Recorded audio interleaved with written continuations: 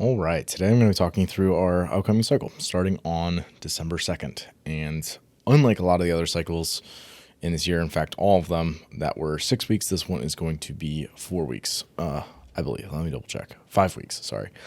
So it'll be ending come the new year. The new year, we will start a new cycle. Often we have new people joining the gym around that time, or just because of the holiday break, it just sort of makes sense to place a natural break and start a new cycle with the new year.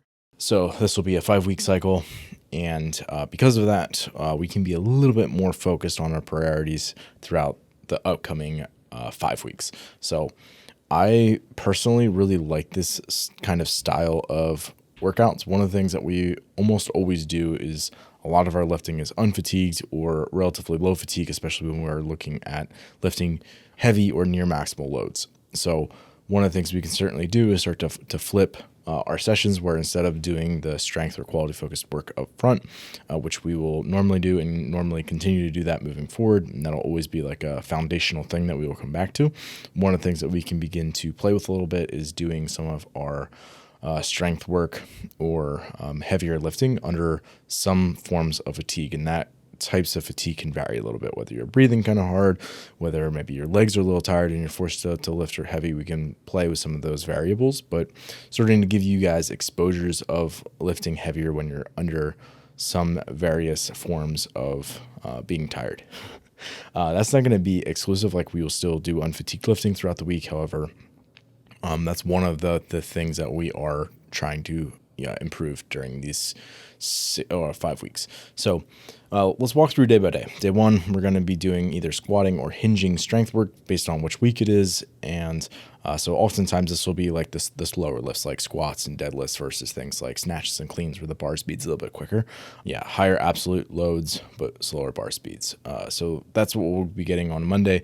You're often the freshest because most people are coming off a rest day. So it's an opportunity to get really high quality focused work in at that time.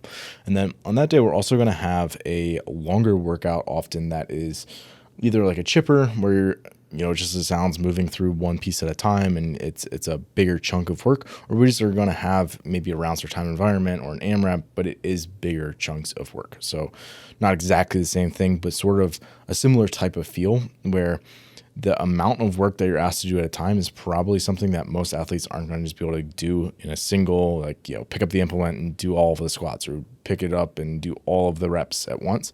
Or rather, it's going to be something where you have to strategically break that thing up, because there's just a good amount of work on each time you get to whatever the thing is, right? So if it's, double unders and you had to do 200, almost no one's going to be doing those in broken, right? So it's a matter of pacing yourself, figuring out how often you're going to break, or if you just, have natural breaks based on how you're feeling in the workout. It's a different way to challenge pacing, and it's also just a very different stimulus of workout if you go through it in that way. So that's one of the things that we'll be doing on Monday. Tuesday, we will be doing some more upper centric lifting. So basically like more pushing and pulling strength work. That'll be unfatigued. And then on that day, we're going to have some things that I would call like rate focused, meaning it's basically like a higher turnover types of movements. And these are things that are not going to be nearly as bottlenecked as you would see, or like, things that are just going to slow you down or stop you in your tracks, like you would see on like that Monday kind of chipper, longer, bigger chunks of work format. This is more of like, more manageable chunks of work where you're asked to turn over at a much higher rate. And because of that, it's a very different feel from that Monday. However, it's still very challenging and will get you, like that's the type of thing that like come CrossFit Open will be very necessary for you to do and do effectively and do very well and be comfortable moving at that high heart rate. So this will often be a little bit more mid-range to shorter, because the Monday will probably be often on the longer end in terms of time domain. And then we might do some other things with that, where we might, do some, higher turnover based work that has some sort of maybe erg based thing before it, where you're getting a little bit of fatigue before you go into that. Or it could be, we'll just do that on its own, like the high turnover work, and followed by some like other quality focused work on that day, depending on what the rest of the week kind of looks like and what the other moving pieces are. Day 3, this is day we're going to have some fatigue strength. So again, we're going to do things that are oftentimes, barbell based and we'll have something where it fatigues it beforehand, and then a thing of strength work. So basically, you can think of it as like intervals. So for example, maybe it would be, every 3 minutes you're going to do 15 calories in the bike, and you'll get off and you'll do 2 to 3 snatches at a fairly heavy load. So you're still breathing hard, but it's not like so tired that you're not going to be able to lift well, right? The goal being to put you in an environment where you have some fatigue, but it allows you to, if you focus and if you really, are on top of the cues that you need to in your mind, right? Like to focus yourself and to make yourself present, that you'll be able to do that effectively. And then also on that day, we're going to have some more intervals that I would call like sport intervals. So basically doing CrossFit and having it be somewhere around a 1-to-1 work to rest ratio. So for example, if you work for 2 minutes, we want you resting close to 2 minutes.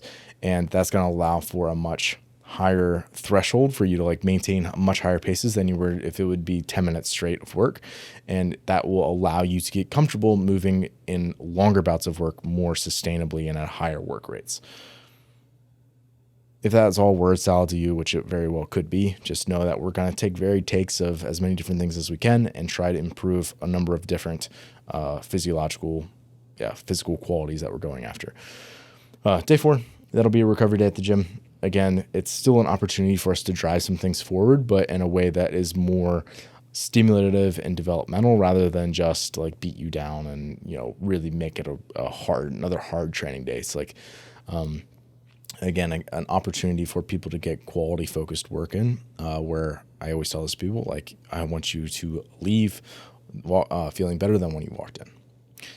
Friday, we're going to do some more extended warm-ups on this day. And we're also going to involve typical CrossFit movements that you would see in like a workout that are things that are pretty accessible without an extensive warm-up, because this is part of the warm-up. So for example, you might not be doing squat snatches in this warm-up, but you could probably get away with doing dumbbell snatches with very little warm-up.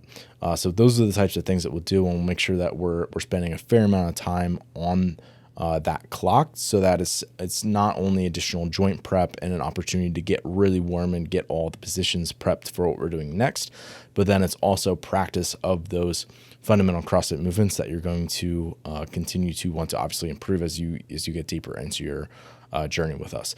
So it's basically an extensive warm-up with some of the things that you probably see in a Metcon normally or workout normally into the lumberjack total progression. So the lumberjack total, if you made it this far into the video, I will give you a little teaser. I'll tell you what it is.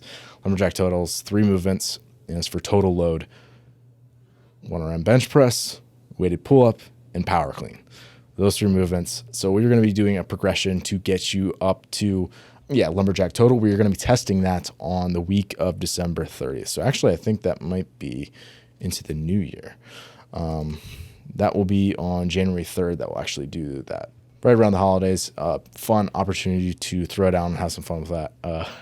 Should be a really good time. So that's what you can kind of expect out of it. And then Saturday we'll have our open gym time, which again, if people want to obviously grab a friend and hit the workout, we also have a group of people who will meet here before boot camps, like often like 7:30 type range to start that workout. You're more than welcome to jump in with us and take it on, because I'm usually there. Stacy and a bunch of other people as well. So there you have it. New cycle coming up. We'll see you soon.